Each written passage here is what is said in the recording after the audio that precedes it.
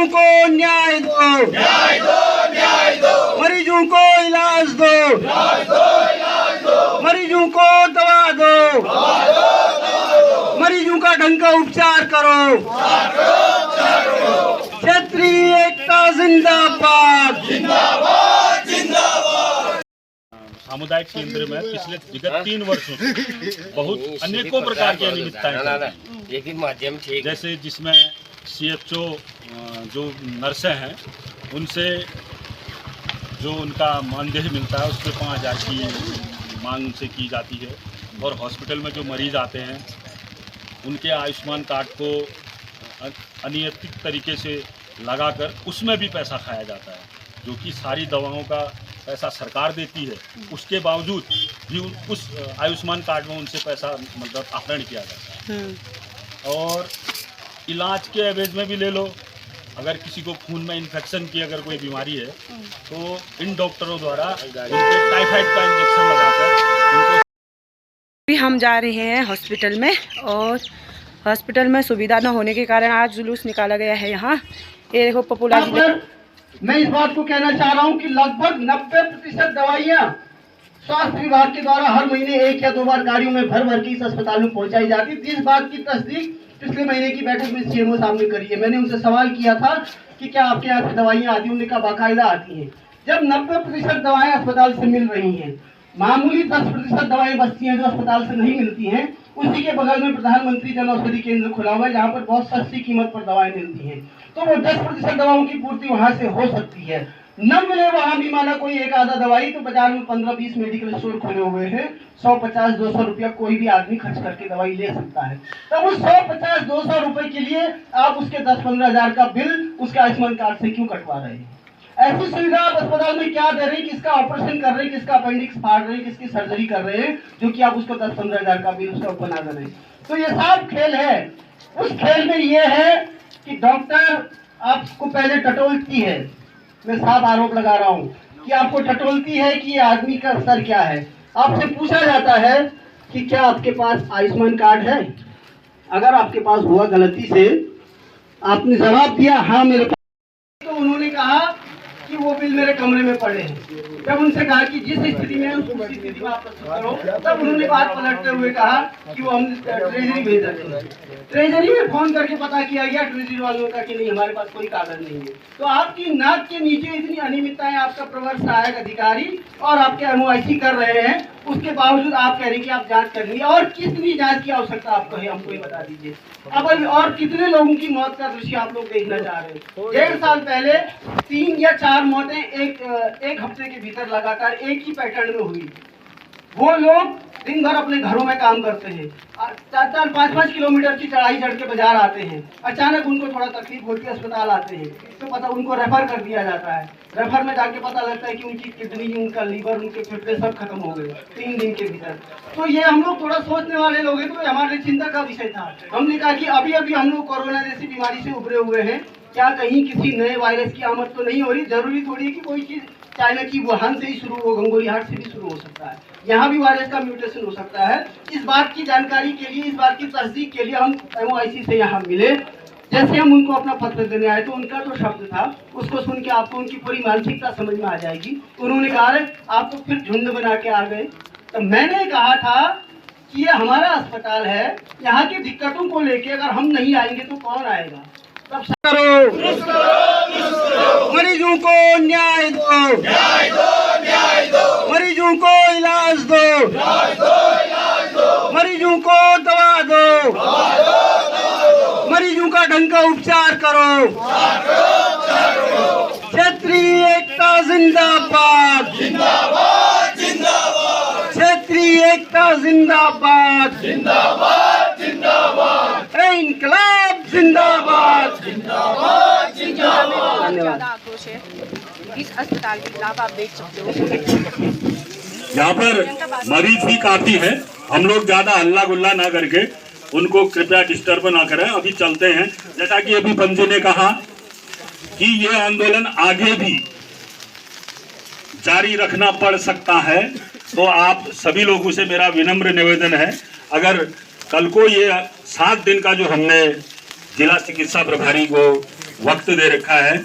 अगर इसके बावजूद भी अगर शासन प्रशासन ऐसे भ्रष्ट कर्मचारियों का यहाँ से तुरंत स्थानांतरण नहीं करता है तो मेरा सभी व्यापारी भाइयों और जनप्रतिनिधियों, क्षेत्रीय जनता से विनम्र अनुरोध है कि इस आंदोलन को हम आगे ले जाएंगे और जब तक ऐसे भ्रष्ट कर्मचारियों को गंगोली हाट के सामुदायिक स्वास्थ्य केंद्र से नहीं भगाएंगे तो हम ये आंदोलन नहीं छोड़ेंगे। व्यापारी एकता जिंदाबाद। ये देखो, आज हॉस्पिटल में जुलूस निकाला गया क्योंकि यहाँ के डॉक्टरों को निकालने की मांग कर रहे हैं, क्योंकि यहाँ कोई सुविधा नहीं मिल पा रही है मरीजों को, इसलिए यहाँ आज जुलूस निकाला गया। और यहाँ जल्द से जल्द डॉक्टर आए, अच्छी सुविधा आए। ये है गंगोली हाट का हॉस्पिटल।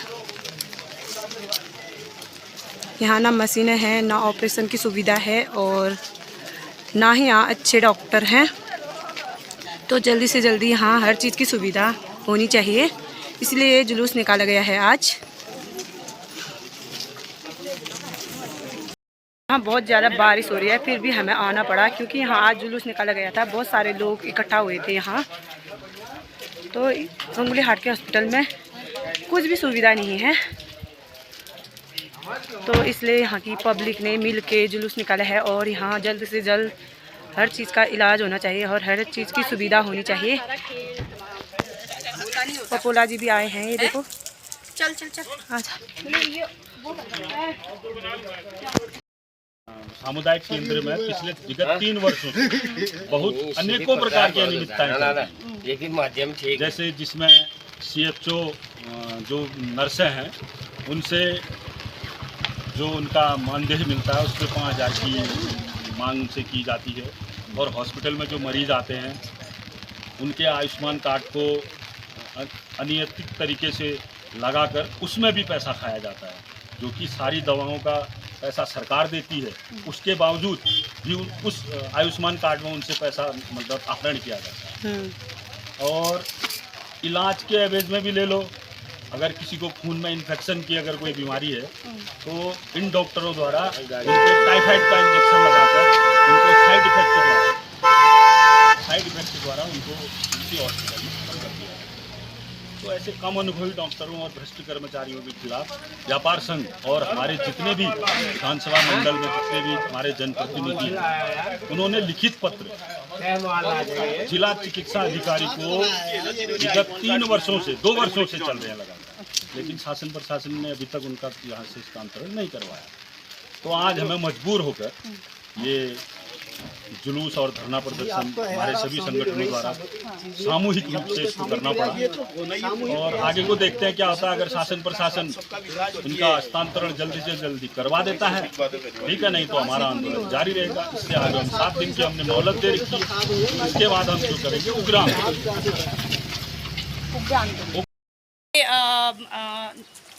मरीजों को, तो उसके खिलाफ हमको आंदोलन में खड़ा होना होगा। और जो भी गंगोली हाट की जनता है उसको, जैसे इन्होंने कहा है कि उग्र आंदोलन होगा, तो उसमें सहयोग जरूर दें आप अपना। बैठ लेते हैं, नीचे लेनी है।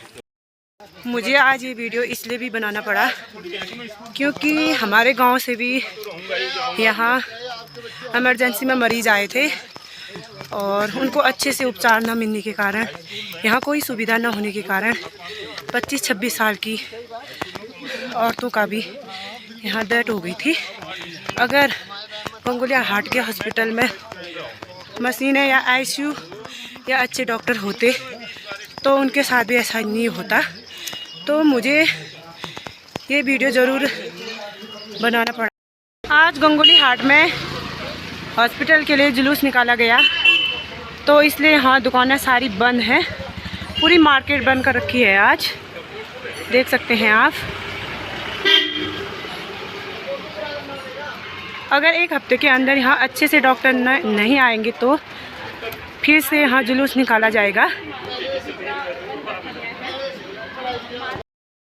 माना जा रहा है उन लोगों के खिलाफ नहीं कार्रवाई होती है, तो जरूर उग्र आंदोलन होगा। आज बारिश की वजह से भी काफ़ी गंगोली हाट में सुबह से ही काफ़ी बारिश है, जिसमें लोग आने से रह गए हैं।